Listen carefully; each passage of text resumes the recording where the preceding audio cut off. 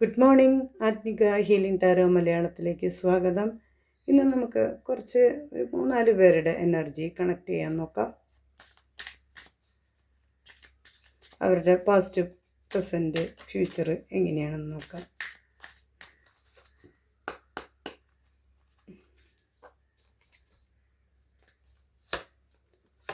ആദ്യം കിട്ടിയിരിക്കുന്നത് past energy കിട്ടിയിരിക്കുന്നത് 7 ഓഫ് വൺസ്. സെക്കൻഡ് കിട്ടിയിരിക്കുന്നത് 8 ഓഫ് കപ്സ്. തേർഡ് കിട്ടിയിരിക്കുന്നത് 6 ഓഫ് വൺസ്. ഇതിങ്ങനെ വെച്ചാൽ തികയില്ലല്ലോ, നമുക്കിതിങ്ങനെ നേരത്തെ തന്നെ വയ്ക്കാം. ലാസ്റ്റ് കിട്ടിയിരിക്കുന്നത് 5 ഓഫ് കപ്സ്.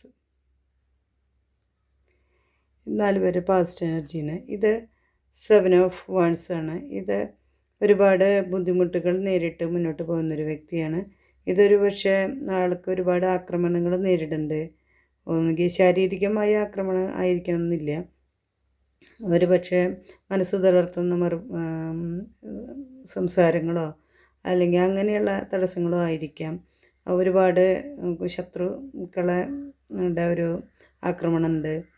ചിലപ്പോൾ മിത്രങ്ങളായി നിന്നവരായിരിക്കാം കൂടുതൽ ആളെ ആക്രമിക്കുന്നത്. അവരിൽ നിന്നുള്ള വിഷമങ്ങളും ഒക്കെ ആയിരിക്കാം ഇയാൾ അനുഭവിക്കുന്നത്. പക്ഷേ ഇയാളെ ഒന്നും തൊടാൻ പറ്റുന്നില്ല. ഇയാളെല്ലാവരെയും മറികടന്ന് പോകുന്ന ഒരു എനർജിയാണ്. അടുത്ത ഒരു എനർജി പിക്ക് ചെയ്തുള്ളത് 8 ഓഫ് കപ്സ് ആണ്. ഇത് കപ്പുകളെല്ലാം അടുക്കി വെച്ച് ആൾ തിരിഞ്ഞ് നടക്കുന്ന ഒരു എനർജിയാണ്. അപ്പോൾ ഇയാൾ തികഞ്ഞ മനോവേദനയോടെയാണ് തിരിച്ചു നടക്കുന്നത്, മനസ്സോടെയാണ് തിരിച്ചു നടക്കുന്നത്. കാരണം എനിക്ക് ഇവിടെ നിന്നും ഞാൻ പ്രതീക്ഷിച്ച പോലെ സ്നേഹം കിട്ടുന്നില്ല, അങ്ങനെ ഒരു വിഷമങ്ങളിലൂടെ ആൾ തിരിച്ചു പോകുന്നു. ചിലപ്പോൾ ഈ സാഹചര്യത്തിൻ്റെ ഒരു ഇതായിരിക്കാം. പക്ഷേ ആൾക്കത് വേദനയോടെ ഞാനിനി പരീക്ഷണത്തിനില്ല എന്നുള്ളൊരു ഇതിൽ തിരിച്ചു നടക്കുകയാണ്. പക്ഷേ ഇതൊരു ഗ്രഹണത്തിൻ്റെ സമയമാണ്.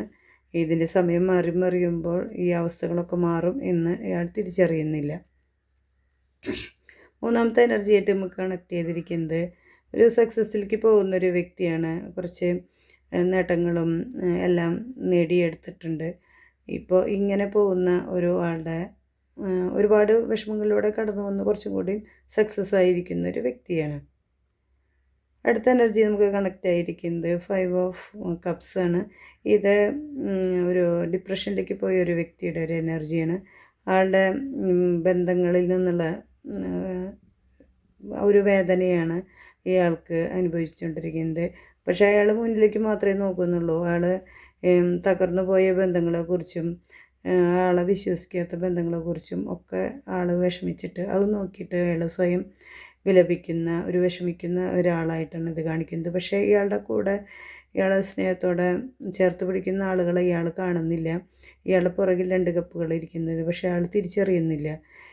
ഇവർ മാത്രമല്ല, എന്നെ സ്നേഹിക്കുന്ന മറ്റു ചിലരും കൂടിയുണ്ട് എന്ന് ഇയാൾ തിരിച്ചറിയുന്നില്ല. ആ ഒരു എനർജിയാണ് അത്. ഇവരുടെയൊക്കെ നമുക്ക് പ്രസൻറ്റ് എന്താണെന്ന് നോക്കാം.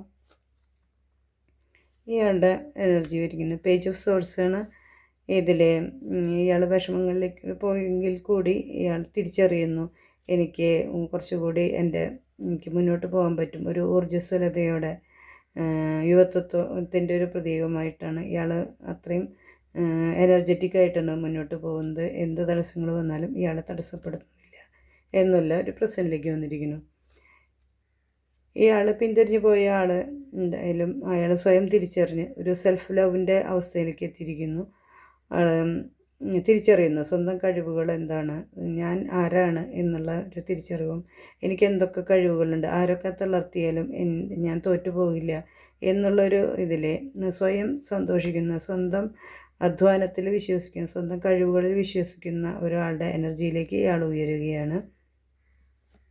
അടുത്ത ആളുടെ 6 ഓഫ് വൺസിലെ ആൾ 9 ഓഫ് വൺസ് ആണ്. ഈ ആൾ മുന്നോട്ട് പോകണമെങ്കിൽ കൂടി കുറച്ച് കഴിയുമ്പോൾ ആൾക്ക് പ്രസൻറ്റിൽ ഇപ്പോൾ ഞാൻ എന്തിനാണ് ഇത്രയും നടന്നു ബുദ്ധിമുട്ടെല്ലാം നേരിട്ട് മുന്നോട്ട് വന്നത്, ഞാൻ എന്തിനു വേണ്ടിയായിരുന്നു എന്നുള്ള ഒരു തിരിച്ചറിവിലേക്ക് ആൾ പോവുകയാണ്. എന്താണ് എൻ്റെ ജീവിതത്തിൽ ഞാൻ ഇത്രയും നാൾ കടന്നു പോകുന്നത്, എന്താണ് ഇനി ഞാൻ ഇങ്ങോട്ട് പോകണം, എന്തിനു വേണ്ടിയായിരുന്നു വന്ന് എന്നുള്ളൊരു തിരിച്ചറിവിലേക്ക് ഇയാൾ എത്തുകയാണ്. അടുത്ത ആൾ 5 ഓഫ് കപ്സിൻ്റെ എനർജിയുള്ള ആൾ പ്രസൻറ്റിൽ ഒരു മജീഷ്യൻ എന്ന ലെവലിലേക്ക് വരുന്നു. ഇയാൾ സ്വയം തിരിച്ചറിയുന്നു, ഞാൻ മാനിഫെസ്റ്റ് ചെയ്ത് കഴിഞ്ഞാൽ എന്ത് ഈ വിഷമങ്ങളും എന്ത് തന്നെയാണെങ്കിലും യൂണിവേഴ്സിലുണ്ട്. ഞാൻ മനസ്സ് ഉറപ്പിച്ച് അതിനെ പ്രകൃതിയോട് നമ്മൾ കൂടുതൽ നമ്മുടെ ഒരു പ്രാർത്ഥനയിലൂടെയും ഇതിലൂടെ നേടിയെടുത്ത എല്ലാം എന്നിലേക്ക് വരും, എനിക്ക് അതിനുള്ള ഇതുണ്ട്, പ്രകൃതി എനിക്ക് തരും എന്നുള്ളൊരു ഉറച്ച് വിശ്വസിക്കുന്ന ഒരു എനർജിയിലേക്ക് വരുന്നു. എന്ത് ചെയ്താലും നമ്മൾ എന്ത് ആഗ്രഹങ്ങൾ മനസ്സിൽ വെച്ച് അതിന് മാനിഫെസ്റ്റ് ചെയ്ത് അതിന് വേണ്ടി ആക്ഷൻ എടുക്കാൻ തയ്യാറായാൽ എല്ലാം നമുക്ക് കൈവരും എന്നുള്ളൊരു എനർജിയിലേക്ക് വരുന്നു. ഇയാൾ 5 ഓഫ് സോഡ്സ് എന്നുള്ള ഒരു എനർജിയിലേക്കാണ് പാസ്റ്റിലേക്ക് വരുന്നത്. ഇത് ഇങ്ങനെ പ്രവർത്തിച്ചിട്ട് പോവുകയാണെങ്കിലും സ്വയം ഒരു പാഠം പഠിക്കുന്നുണ്ട്. എന്ത് തന്നെയായാലും സ്വന്തം കാര്യം നോക്കണം, മറ്റുള്ളവരെ ഡിപ്പെൻഡ് ചെയ്യരുത്, കൂടുതൽ ഡിപ്പെൻഡ് ചെയ്യരുത്, സ്വയം തിരിച്ചറിയണം. എനിക്ക് വേണ്ടത് ഞാൻ തിരഞ്ഞെടുക്കുക തന്നെ ചെയ്യണം. അത് എല്ലാം ചില ആളുകളുണ്ട്, എല്ലാം നമ്മൾ മറ്റുള്ളവർക്ക് വേണ്ടി വിട്ടുകൊടുക്കും, സ്വയം ഒന്നും അവനവൻ്റെ കാര്യത്തിന് മുൻഗണന കൊടുക്കുകയോ അങ്ങനെയൊന്നും ചെയ്യില്ല. പക്ഷേ ഇയാൾ തിരിച്ചറിയുന്നു, എനിക്ക് സ്വന്തം കാര്യത്തിന് നോക്കണം, അത് എന്ത് തന്നെയായാലും സ്വന്തം കാര്യത്തിന് ഒരു മുൻഗണന കൊടുക്കണം എന്നുള്ളൊരു തിരിച്ചറിവിലേക്ക് എത്തുന്നു. ഇയാൾക്ക് കിട്ടുന്നത് ഹൈ പ്രിസ്റ്റസ് ആണ്.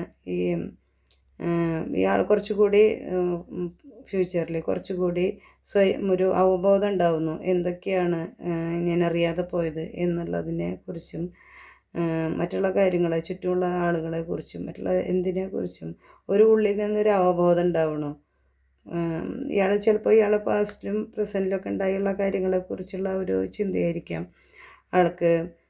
നല്ലൊരു അവബോധം ഉണ്ടാവുന്നു, നമ്മുടെ കൂടെ നിൽക്കുന്നത് ആരാണ്, അല്ലെങ്കിൽ അങ്ങനെ കുറേ രഹസ്യങ്ങൾ റിവീലാവുന്ന ഒരു എനർജിയിലേക്കാണ് ഇയാൾ പോകുന്നത്. ഇതിൽ ഇയാൾ തിരിച്ചറിയുന്നു, നമുക്ക് സക്സസ്ഫുള്ളായിട്ടുള്ള ഒരു ലൈഫിലേക്ക് പോയി കഴിഞ്ഞ് കഴിഞ്ഞാൽ എനിക്ക് കൂടുതൽ ധനസമ്പാദ്യത്തിൽ ധനം നടത്തുകയും ചെയ്യാം, അത് അർഹതപ്പെട്ട കൈകളിലേക്ക് അത് കൊടുക്കുകയും ചെയ്യാം എന്നുള്ളൊരു തിരിച്ചറിവിലേക്ക് ഇയാൾ എത്തുകയാണ് ചെയ്യുന്നത്.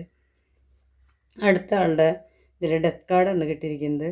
ഇത് ആൾ മാനിഫെസ്റ്റ് ചെയ്യുന്നതും എല്ലാം ആക്ഷനൊക്കെ എല്ലാം ചെയ്യുന്നു. ചില കാര്യങ്ങൾ അതൊരു പരിവർത്തനത്തിൻ്റെ ഒരു സമയത്തിലേക്കാണ് നടക്കുന്നത്.